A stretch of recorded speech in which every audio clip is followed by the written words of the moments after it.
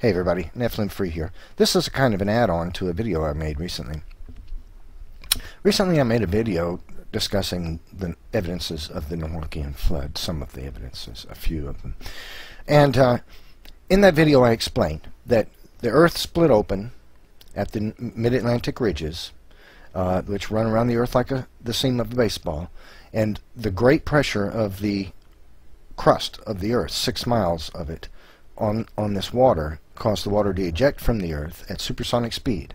Much of this water escaped the escape velocity of the earth and headed toward the moon, where the moon's gravity accelerated it, and the moon was pelted by water frozen from the frozen water, which came from inside the earth at the beginning of the Noachian flood.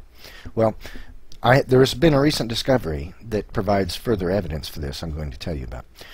First off, I think it's important to know, something I didn't mention that's interesting. The moon is covered by, and I mean it when I say innumerable. I'm talking about trillions times trillions of micro craters. They vary in size from far less than the size of a grain of sand to the size of a BB and bigger, and they just get bigger. But there are innumerable micro craters on the moon. You see, some of this water that ejected from the earth was mist and in droplet form, and it froze in space. As it headed toward the moon from supersonic speed, it pelted the moon with innumerable micro craters of water moving at probably thousands of miles per hour. Many thousands of miles per hour, possibly 5 or 10 or more thousand miles per hour. But not only that, when the larger ones, which pelted the moon with all of these craters that we see on the moon, you see, these craters on the moon were caused by water that ejected from inside the earth at the beginning of the Noachian flood, when the earth split open, and there were meteors, ice meteors, ranging in size from smaller than a grain of sand to the size of who knows what. I mean, possibly skyscrapers. And they shot towards the moon as ice comets and slammed into the moon. That's why the moon is covered with so many massive craters, and smaller ones too. The craters on the moon vary in size tremendously. It's covered with craters. Well, a recent discovery was made by NASA. They have found what they believe are pools of frozen water inside some of the craters on the moon. This is a conundrum for evolutionists, because you see, first evolutionists, well, before I go on, let me say that the source for this water is the water that ejected from inside the earth. This water froze. It pelted the moon as meteors. When a meteor moving at, let's say, 5,500 miles per hour slams into the moon, it's going to disintegrate. I mean, it literally will disintegrate. It will just explode into shards and little tiny micro bits. It's just going to disintegrate. There's not going to be big chunks of it left, because we see that happen on the earth. What happens with meteors when they strike the earth, very little of it is left. Sometimes rocks, a few rocks, you know. But the vast majority of the meteor is gone. When it hit the earth, it hit with such impact that it just shattered, just exploded. Okay, that's what happened to these ice meteors that struck the moon. They just exploded and disintegrated. And when they did, they released also some more bits of ice that, in time with the gravity of the moon, would pull them back down in the following centuries to pelt down onto the moon again as more micro craters. However, and craters of varying size. But this discovery, you see, is a conundrum for evolutionists, because they've always stated that, in the past, they stated that the moon broke off from the earth once when the earth was molten. The moon was, you know, it was spinning and a glob of it came off, and it became the moon. That's not possible, because if it had been come off of the moon, then it would have the similar chemical makeup as the earth. The moon is almost completely void of iron. The earth is completely slapped full of iron.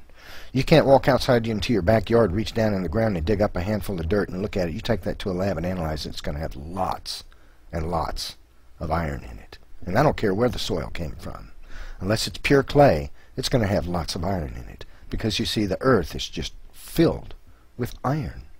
All the soil on the earth has got plenty of iron in it. The moon has virtually no iron. Okay, so that proves what? That the evolutionists' early claim, before they went to the moon and discovered what it was really comprised of, their claim that the moon came from the earth when it was molten has been discredited. That's false. Okay, so now what do they say? Well, they say impact knocked off a piece of the earth. Well, that's ridiculous, because if such an impact were to have struck the earth would be so grossly deformed it would be quite obvious. It wouldn't nicely mold itself back round again. Sorry.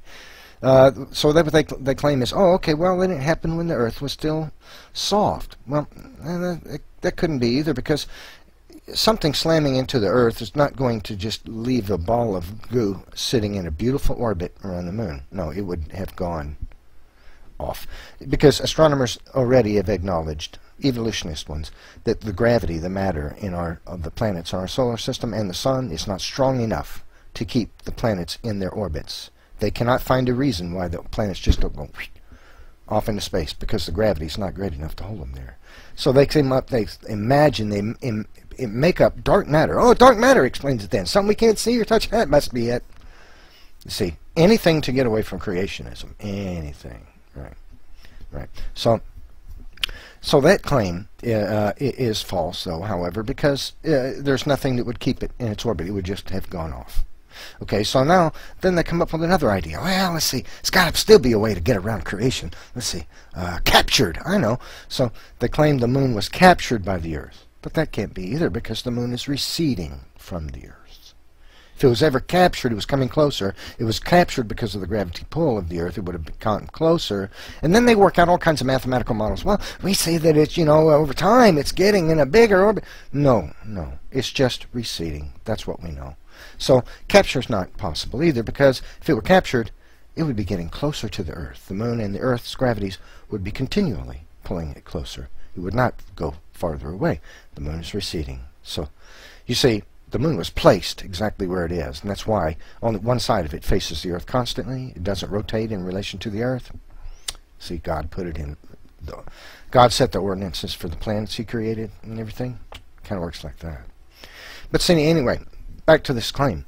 So they've discovered these pools of water in craters, ice, and they say, well, the meteors hit the earth. Ice. Yeah. Where did the meteor come from? They say, Oort cloud, some imaginary, we can't detect it, but it's got to be there, because that's why comets are there. You see? No. You see, the problem is that comets can't survive 10,000 years. Not even that. Because as they come close to our Earth and our Sun, the Sun eats them up. It burns them away. The rate at which they burn, we know now, because we've sent satellites in proximity to these comets and studied them. The rate at which they burn away is too great for them to exist even 10,000 years. So this is evidence for a young Earth, that the comets, all the comets that encircle the Earth, and why do they always encircle the Earth? They come around back toward us. Why? Because that's where they came from, you see, from the flood. When the Earth split open, water shot out and turned into comets, you see. The Earth was spinning, right? Or rather, I'm a geocentrist. I believe the universe is spinning around the Earth. It's completely crazy, I know, but it's true.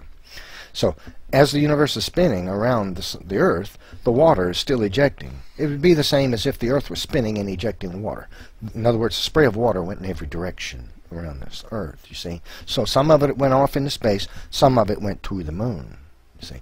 But this new evidence they find, where these pools of water, frozen ice, in the moon, they were left behind by meteors of ice slamming into the moon from the Earth at the beginning of the Noachian flood. Now here's something to think about. If NASA makes a trip to the moon and they recover some of this ice, they're liable to find plankton and bacteria inside that ice. It's a very good possibility that they will. At that point, they're going to make one of two claims. They're going to say either, we don't know how, but water came from the Earth to the moon, but there was no flood. Or they're going to say, that's how life got seeded and started on the Earth. You watch. It's coming.